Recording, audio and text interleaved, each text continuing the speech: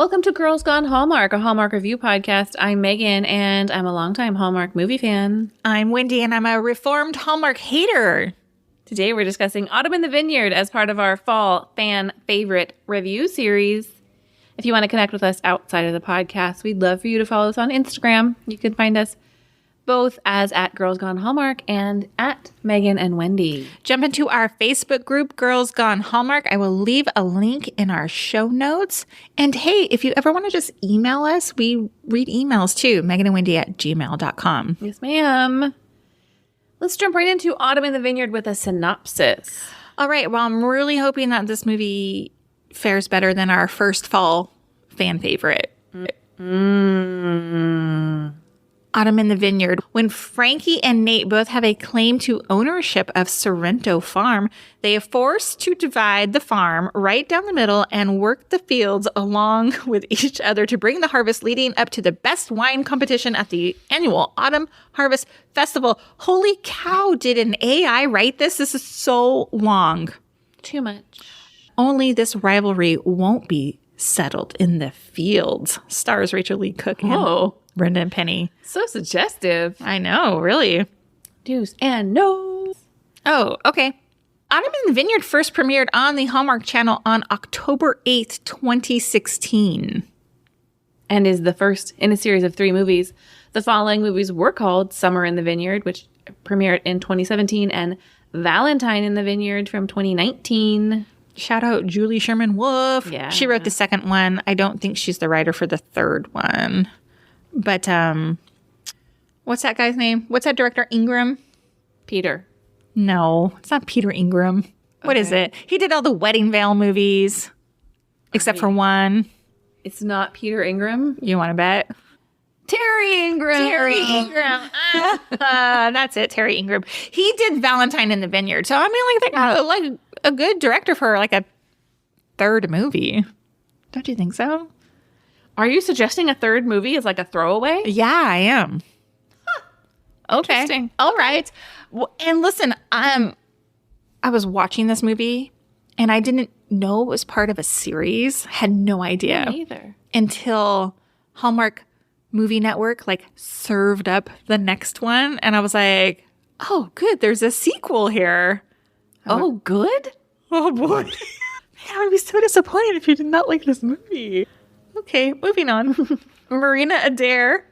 She is a #1 national best-selling author. She wrote the 2013 romantic novel Autumn in the Vineyard that this movie is based off of. The script was written by Suzette Couture, who has 36 writing credits, including a movie I've seen from 2003 called Martha Inc., the story of Martha Stewart, starring Sybil Shepherd. God, I was looking at these notes thinking, I'd like to watch that movie. By the way, do you think we're picking up The Gardener? You know, my house, your house. They're everywhere. Not even mine. This movie was directed by Scott Smith, who has 36 directing credits, including Frozen in Love, a movie we reviewed during our summer series, also starring one Rachel Leigh Cook. She wrote that movie, too. I remember that. I remember not liking that movie. No. Okay. I'm not a Rachel Leigh Cook hater by any means. Yeah. Okay. Rachel Leigh Cook, speaking of, stars as Frankie Baldwin. She currently has 102 acting credits, 14 producing credits, and 2 upcoming projects in the work, including a holiday movie called Rescuing Christmas. But it is unconfirmed if this is for Hallmark. I have no idea. It could go it could just be one of those production movies and just be sold anywhere. You know? Yeah. I don't know. Brendan Penny plays Nate DeLuca. He was last seen in The Wedding Cottage. Such a charming damn movie. And last year's In Merry Measure, Penny and Glasses team. You never watched that movie, did you? In Merry Measure? It was so good. I watched that movie. Oh, you did? Yes. We didn't review it on the podcast. You watched that movie? I went back because that movie did so well in it had like a fan surge. Yeah, in our countdown to Christmas bracket, like best movie, it was like a contender, real up there, like Final 4 maybe. And so I was like, I need to watch this movie. And I really enjoyed it. Yeah. Okay. Familiar face Laura Soltis plays Nate's mom, Carla DeLuca. We recently saw her in The Wedding Contract from the summer and last year's favorite, Lights, Camera, Christmas. I adore this actor. She has these dimples that I just wish I had. Right here, kind of like lower corner of the mouth, chin. She's just so pretty. I really enjoy her. Allie Liebert plays best friend Hannah. Allie has 97 acting credits, but was last seen in 3 Wise Men and a Baby from 2022. She's also directed Hallmark's The Holiday Sitter and North to Home. You know, I couldn't remember who she was in 3 Wise Men and a Baby.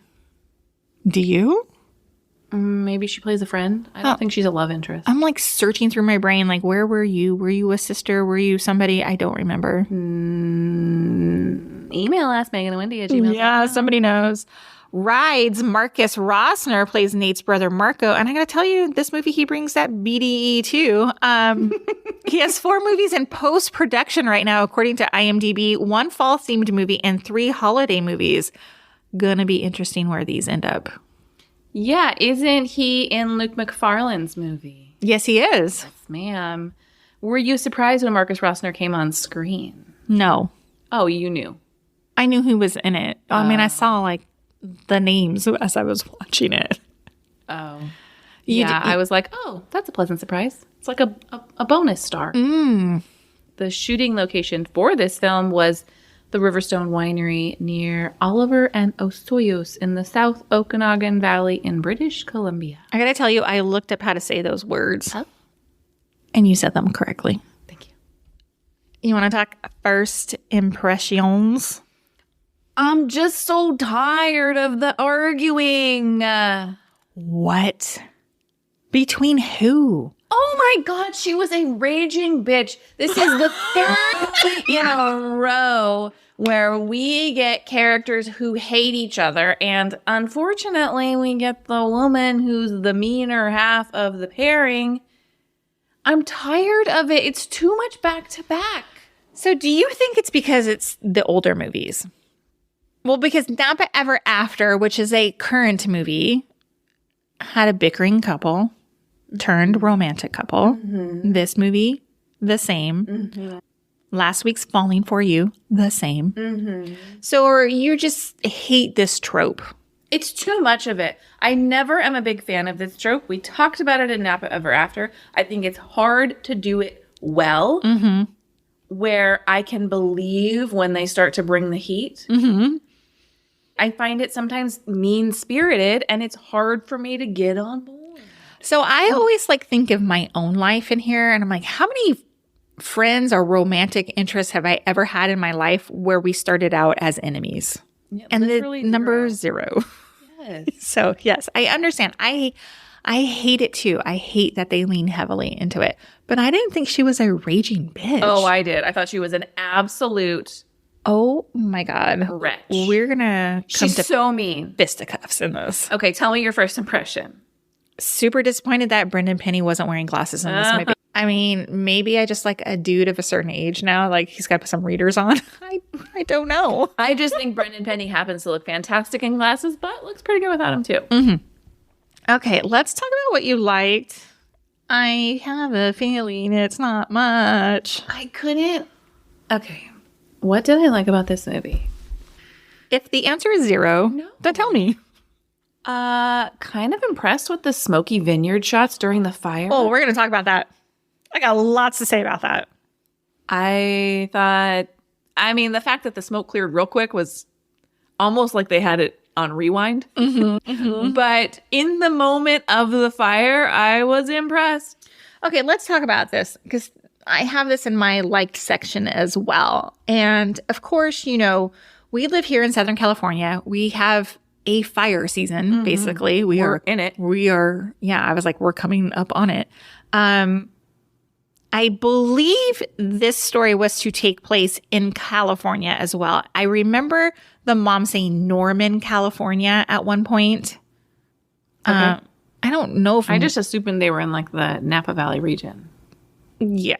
Well, a lot of those areas get hit hard by fire. And of course, like, I just feel like fire is like on the forefront of my mind because like Maui just had those terrible fires, like, and it's very scary for us this time of year with fire. It comes out of nowhere. It's very dangerous. Anyway, I thought that the storyline felt very real and realistic. Like, yes, of course their vineyards are going to be like under threat of fire. However, I found an article, don't ask me why, published by UC Davis, and it mentions, and I'm quoting, grapevines are very resilient and do not burn easily. In many cases, the vineyards act like a fire break and are likely playing a beneficial role due to the fact that only a limited number of wineries have been destroyed or significantly damaged by past fires that have surrounded them. Counter to that, I go on to the Instagram for Riverstone Winery, where this movie was filmed. And the third picture in their grid is fire looming in the back. And it was basically like, I know the fires are challenging in our neck of the woods. We're still open. And I was like, I don't know. Like, how often is fire a threat to vineyards? Well, I think there's two things going on, right? Because if there's fire burning in the region, nobody really wants to be standing in a vineyard that's smoky. And perhaps if there's fire burning in the region, it's going to cause road closures. Even if the vineyard might not necessarily be super threatened, there's still fires. I mean, we know that fires happen there. Yes. So it's interesting to know that maybe the vineyards themselves aren't under as direct of an attack as this scene would have led us to believe. Right. And I got to tell you, I was not expecting fire in this movie. No, and I was like, either. like, I was very worried. I really enjoyed this part of the movie. I thought it was a really nice plot point, and I also liked when she picked up the phone and she's like, no, we're okay. And then it's her brother because her dad's vineyard has been damaged. That was a nice twist that I didn't see coming either. Yeah, agree. So I enjoyed that part. I really enjoyed so many things about this movie. The scenery, one, gorgeous, gorgeous, gorgeous, so pretty. I thought the acting was spot on. Let me just say something. I didn't like that I thought she was mean-spirited, but I thought the dialogue was quippy and bantery and quick and entertaining and kept things moving. So, well, usually, I don't know if the listeners know this, but I know you know this. I always fall asleep watching Hallmark movies. I stayed awake the entire time I watched this. I couldn't believe it. So it kept me interested. And I really enjoyed the family drama in this movie, too. like a Capulet and Montague, Romeo and Juliet Not situation. even that. It was like the whole father-daughter storyline that I was invested in. Yeah. Yeah. Okay. Did you like anything else about this? I liked Allie Liebert as best friend Hannah. I thought she was a nice comic relief in this movie. I enjoyed her as a counterpart to Frankie, a sounding board. I thought in some cases she was like the more rational one, and in other cases she was like, why don't you get up on that? I enjoyed her.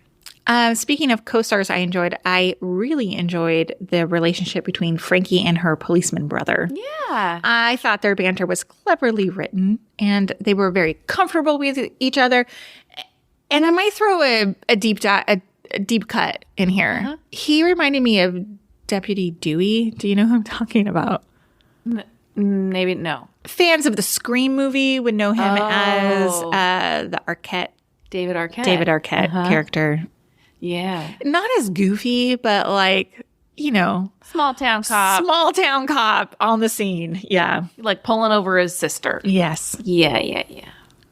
What else did you like? That's it. Okay. My wish is obvious. I thought there was too much conflict. I thought it took her too long to come around to Nate, particularly because Nate wasn't behaving badly. I mean, there were moments where he was like, this is my side. Do you want to use the kitchen? I get to use the bathroom. I hated all that. Yeah. But he was like, I'm going to make you a smoothie. Let me help you out. Do you want me to check your sap? Like, yes, they were competing, but she was so defensive. And I get it because she was coming from a place of not feeling like her dad believed in her. Yes. But she took that defensiveness out on Nate. It went too far for me. So I didn't pick up any of that. Even my husband was like, she's a real bitch. I thought that like they had this existing relationship as like high school sweethearts or whatever they were, right? But I didn't think it was like contentious between the two of them to where it bugged me. Well, I would like every listener to hop into our Facebook group and let us know, did you find their relationship contentious or lighthearted, old sweetheart bantery? Yeah. I mean, maybe I'm wrong here. I don't think there's a right or a wrong. It's just the vibe you get. Now, I will say, like, I didn't like when they were like found out. How does this even work that they both have claim to the winery? Yeah, someone has the deed. I didn't really understand. I just was like, I'm just gonna let all this slide here. Like, yeah, both parts. A divorced couple thought they owned a winery and therefore were able to sell it. How do you not know if you own something? Yeah, I don't know how that all worked. But when he was like insistent that it was his, I was like, stand down, dude. Mm-hmm. Like, I don't like that. Mm-hmm. Not that he should roll over to her, but like, stop assuming that you're entitled to it. You're used to having things getting go your way. Yeah, exactly. I didn't like any of that. But I was so disappointed in Frankie's dad's reaction when he learns she purchased Sorrento, when she was like, comes to him and was like, remember how you always say you gotta like swing for the fences or whatever the line is there. And he's mad at her. After not hiring her to run the vineyard. Exactly. But then I thought, like, maybe it's more deep than that. Like, he's mad at himself that he's losing a very important component to his business because he really messed some things up on the financial side of things. Yes. And was forced to hire like somebody else to kind of like get him out of the weeds or whatever. And he's more mad at himself than he is mad at her. Yeah, and maybe scared that she'll end up in the same position and takes that out and makes it look like anger. Yeah. I was just so disappointed. I was like, can a dad just be like, that's my girl? Like, you know? How can I help you? Let me support you. Yes. I didn't love that. I was just at the end when after they have their little grape cutting competition, not the one where they had like, it was the one where was happening at Sorrento. You know, they had that one earlier where they were like racing to like cut. First of all, do you cut grapes off at the bottom? I don't know how like wineries work. Don't know. No idea. But I'm talking about the Sorrento competition that they had of like whose grapes were going to weigh the most basically. And he says, I know the results of the competition. And she goes, I already know the winner. And that's the end. And I was like, I want to know the winner. I think she means like, we won because we have each other. I know. Ugh, I want to know who actually won. Me too. Whose grapes were better? Me too. That's what I wish for. Do you have any? Oh, we already did mine. Oh, just one, huh? Yeah. Okay. Let's talk about, did you see that? So when Mom and Dad, Carla and Charles, are at a diner at one point, I'm pretty sure it's the mom and dad at the diner. Someone's at a diner. There is a waitress named Elise. They're like, hey, Elise. She comes over. They order. Like, they greet her by name. She doesn't speak. Like, they place their orders. She, like, nods and walks away. It's glaring that she doesn't speak. And I'm like, I wonder if they would have had to pay her more if she had, like, a line. Like, I'll be right back. Oh, but interesting. There's no speaking. And they even address her by name. Huh. Nate's always dressed like he's getting ready to teach school. Yes. A button-down shirt tucked in. Like, always. I was like, all you're missing is a tie, dude, and you're working in the vineyard. I mean, I thought it led nicely to the jabs that she was giving him about, like, not getting his hands dirty, but always was like, I'm ready to go into the office. Yes. I felt like that about Cassie in Napa Ever After. Yeah. She was always dressed a little bit more nicely than she should have been for cruising through the vineyard. I got to tell you, these vineyard movies, we've watched 2 of them now in the span of 2 weeks. It gives me a little bit of anxiety because I can't even care for my backyard, let alone acres of grapes. Right. I wouldn't even know where to start. Well, apparently they don't actually need that much water. They're very hardy.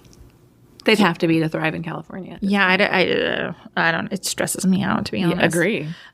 Why was Hannah Allie Lieber always dressed like a 50s housewife at the beginning of this movie? Like, she transitioned into like some like regular clothes, but like she was a hairdresser. Is this right? But she was always in like a 50s style dress. Yeah, it's just her style. It's just I guess. that's how we make her look quirky. Yeah, probably, right? Yeah. Yeah, probably. And my note here, the smoke from the fire disappears in front of her eyes when the wind shifts. I know. It was funny. Never mind that it would stick around for days. No. And Megan lives in an area that burned pretty bad several years ago. Remember, you had to leave your home? October 2020, I remember it well. October. What Yeah. a shit year. Yeah. I remember it was October because I remember it was the week of Halloween, and when we evacuated, we took our Halloween costume. Oh. My husband called. He's like, "Can you make sure to grab my Halloween costume in case we couldn't get back in the house?" Oh, no. Oh, no. I'm sorry. And my mom had COVID that week. Such a bad year. I remember I was surviving purely on adrenaline that week, just scrolling for news of, is our house still there? Yeah, it wasn't like I was like, I could be like, come to our house because maybe you have COVID. You know what I mean? I know. It was like crazy. But that smoke hung around a long time, right? That was bad. Yeah. And I remember going to Home Depot afterwards to replace all our air filters, and everybody else was there with carts full of air filters because we had to clean out our houses. Yeah. Anyway, What'd you rate this movie? 3.5 stars. What'd you give it? 4.75. Stop. I really enjoyed it. Blown away. I liked their relationship so much so that I want to watch the second and third movie. Well, maybe we'll just have to, but I'm sorry. It's a fan favorite for a reason.